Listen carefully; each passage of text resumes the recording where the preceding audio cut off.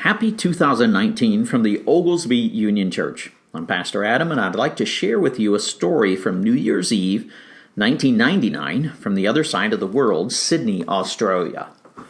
Arthur Malcom Stace was born on February 9th of 1885 and passed away on July 30th of 1967. He was known as Mr. Eternity, and he was an Australian soldier in World War I. As TV networks around the world cycled between various New Year's Eve fireworks shows and millennial celebrations on 1999, one in particular stood out: Sydney, Australia.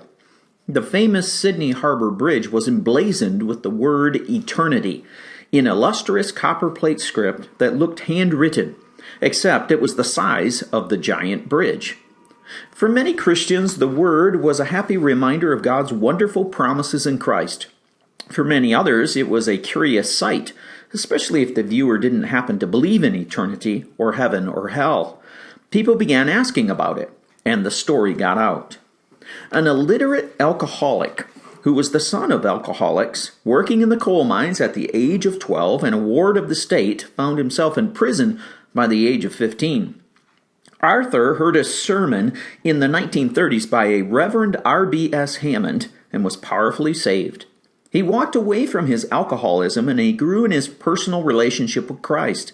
And one day he heard another sermon in which the preacher, Reverend John G. Ridley, shouted the word eternity and exclaimed that he wished all of Sydney would hear the word and contemplate where they would be spending eternity. The preacher described it as a one-word sermon: eternity. Now, at that moment, a lightning bolt of revelation struck Arthur Stace's heart. He found some chalk, walked outside, and in beautiful flowing script wrote eternity, even though he had never learned to read or write. He could never explain how he managed to write it, but for the next 35 years, he wandered through the streets of Sydney in the nights and early mornings and wrote the word wherever he could: sidewalks, subway walls, buildings, etc.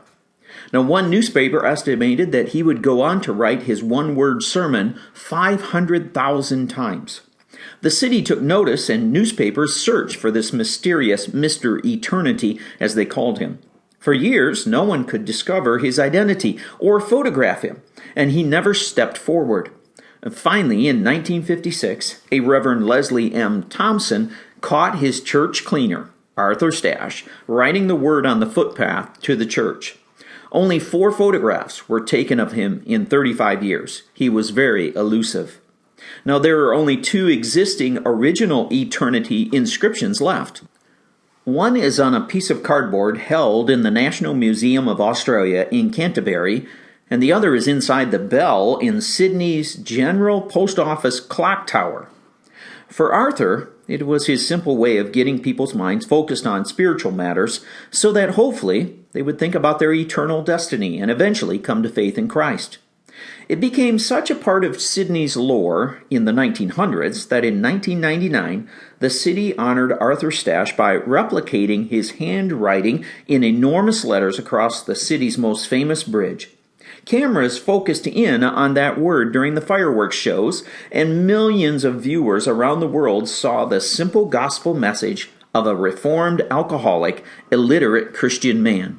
One word was all he had to offer to God, but like Jesus multiplying the 5 loaves and 2 fishes, God multiplied Arthur's efforts far beyond anything he could have ever imagined. His one-word sermon was preached not just to Sydney, but to millions upon millions of people around the world as the new millennium began. How's that for going viral? And all he had was a piece of chalk. A great New Year's resolution is to think about your eternity, and we find a lot about eternity in the Bible. Join us for a series of sermons starting next Sunday on exploring God and addressing the 7 big questions of life. I'm Pastor Adam. Check out our website at ouc.life, and may you receive the blessings of God as you live your life to the glory of Him.